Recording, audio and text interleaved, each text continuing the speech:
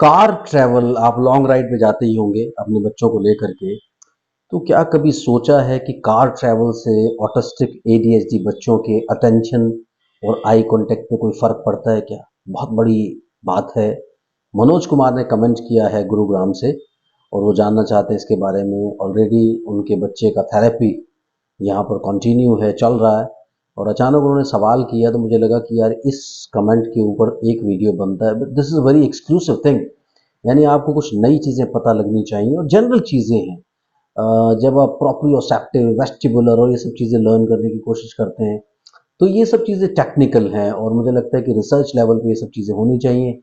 लेकिन जब भी मैं पेरेंट्स से बात करता हूँ, कोई प्रिमिटिव रिफ्लेक्सेस के बारे में बात कर रहा है, कोई सेंसरी प्रोसेसिंग के बारे में बात कर रहा है, कोई बात कर रहा है प्रोप्रियोसेप्टिव, कोई बहुत बात कर रहा है इंटेरोसेप्टिव, एक्सटेरोसेप्टिव, पता नहीं क्या-क्या चीज़ें आप लोग सीखते रहते हैं, चलते रहते हैं। जबकि आपको सिर्फ़ ये सीखना चाहिए कि मेरा बच्चा कैसे ठीक होगा, and that is the agenda. और इसी चीज़ को फंडामेंटल बना करके आपको आगे बढ़ना चाहिए। बट बड़ी सारी चीज़ें, अब जैसे ये सवाल है कि कार ट्रैवलिंग के बाद नोटिस किया हूँ मैं कि जब वो कार ट्रैवल करते हैं उसके बाद 1 घंटा, 2 घंटा, 3 घंटा का लॉन्ग राइड हुआ, कहीं जाना पड़ता है उनको, तो उसके बाद एकदम से अटेंशन, फ़ोकस, आई कॉन्टैक्ट, ये सब चीज़ें क्यों डिस्टर्ब हो जाती हैं? बहुत ही इंटरेस्टिंग चीज़ है। अगर टॉपिक पसंद आ रहा है तो फटाफट से लाइक कर दीजिए, चैनल को सब्सक्राइब कीजिए, लाइक कीजिए, शेयर कीजिए, पूरी दुनिया में फैला दीजिए। मुझसे कंसल्ट करने के लिए 8168790299 डायल कर सकते हैं। +91 ज़रूर लगाएं अगर आप इंडिया के बाहर से कॉल कर रहे हैं। सो बात करते हैं कि क्या कार ट्रैवल, यानी कार से लॉन्ग राइड जब आप करते हैं, अफेक्ट करता है अटेंशन और आई कांटेक्ट को। देखिए, इन बच्चों की हैबिट होती है कि कॉन्टिन्यूसली एक तरफ देखते हैं। जैसे विंडो में बैठ गए, लगातार देखो कार चल रही है। यूजुअली आजकल इंडिया में इतने बढ़िया हाईवेज हैं और इतनी अच्छी रोड कंस्ट्रक्शन पिछले कुछ सालों में हुई है, तो उससे क्या हुआ कि 6 लेन, 8 लेन हाईवेज बन गए हैं बहुत सारे, और स्पीड लिमिट भी आपको 120 का मिल चुका है। अब उसमें क्या होता है कि आप आराम से 100-150 की स्पीड पे गाड़ी चलाते हैं और बच्चा जब देख रहा है तो वो किसी एक जगह पे फोकस नहीं कर पा रहा। जैसे आप मूवी कैसे काम करती है, आपने कुछ इसके बारे में कभी थोड़ा बहुत पढ़ा होगा। आप बचपन में एक बुक देखते थे, हम लोग जब खेलते थे बचपन में, तो उस बुक को हम ऐसा करते थे, चलते तो हमें सब मूविंग लगता था क्योंकि वो फ्रेम्स एडजस्ट होते थे। इसमें भी क्या होता है, मूवीज में भी क्या होता है कि आपको क्यों लगता है, अभी आप मुझे देख रहे हैं तो ये मोबाइल फोन में ये कैमरास जो है सब फ्रेम एडजस्ट करते हैं, आपको लगता है कि बिल्कुल लाइव जैसे चल रहा हूं मैं आपके सामने, लाइव एक्शंस कर रहा हूं। ऐसे ही मूवीज में होता है।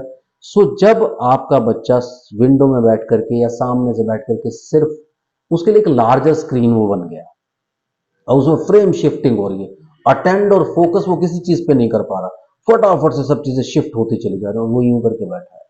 तो इन बच्चों को चांस चाहिए होता है। कभी आपने देखा होगा लाइट की तरफ अचानक से बैठ करके देखते हैं, कभी अपनी फिंगर्स यूं करते हैं, यानी कोई भी ऐसी वो मूवमेंट करने की कोशिश करते हैं या मूवमेंट को देखने की कोशिश करते हैं या लाइट सोर्स को देखने की कोशिश करते हैं जिसमें वो अपनी इमेजिनेशंस को देख सकें, यानी इमेजिन कर सकें।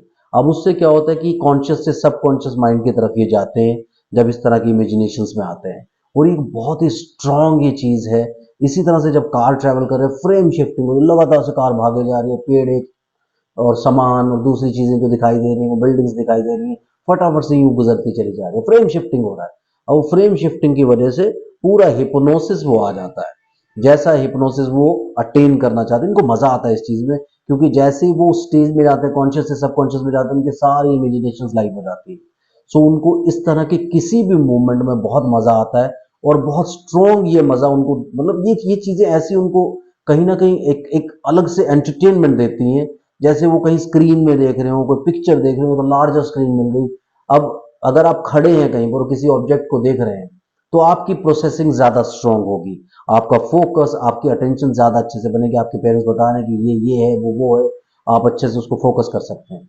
लेकिन जब आप कार में बैठे और स्ट्रांगली ऑब्जेक्ट्स मूव करते जा रहे हैं, ये एक तरह की मूवी का काम करता है आपके लिए, या एक तरह की स्क्रीन का काम करता है आपके लिए। उसी की वजह से अटेंशन और फोकस बहुत ज्यादा डिस्टर्ब हो जाते हैं। तो यहाँ मेरी आपको एक एडवाइस भी है कि कभी भी इस तरह के बच्चे को लेकर के आप कहीं जा रहे हैं तो कार को 50-60 की ज्यादा स्पीड से ना चलाएं, यानी इट शुड बी और मैक्सिमम लिमिट की 50-60 पे आप चला रहे हैं, जिससे कि आप साइड में चीजों को देख करके एक्सप्लेन करते जा रहे हैं, अपने बच्चे से इंटरेक्ट करने की कोशिश कर रहे हैं। और 1 घंटे में एक ब्रेक जरूर लेते रहें, चाहे आपको रोड साइड ही ब्रेक लेना पड़ रहा है, कुछ खा लीजिए, कुछ पी लीजिए, कुछ बोल लीजिए, यानी उनको उस ऑरा से बाहर निकालने की कोशिश करिए जिस ऑरा में वो जाते जा रहे हैं। तो जब आप ये सब चीज़ें फॉलो करने की कोशिश करेंगे, गाड़ी के अंदर बैठ के भी आप सारी चीज़ों के बारे में एक्सप्लेन करते रहिए। कभी भी ऐसा मत छोड़िए अपने बच्चे को कि वो सिर्फ आराम से आप सो रहे हैं, आपके हस्बैंड गाड़ी चला रहे हैं या ड्राइवर गाड़ी चला रहे हैं, अगर आप दोनों पिछली सीट पे बैठे हैं और बच्चा विंडो के साथ लटका हो और लगातार वो स्क्रीन को जो चले जा रही है, जो फ्रेम्स चले जा रहे हैं उनको देखते चले जा रहा है। तो ऐसी सिचुएशंस को आपको अवॉइड करना चाहिए। This is a beautiful comments, ऐसे ही इनोवेटिव कमेंट्स आप निकाल के लाते रहिए ताकि आपको नए नए वीडियोस मिलते जाएं। Thank you very much, bye bye.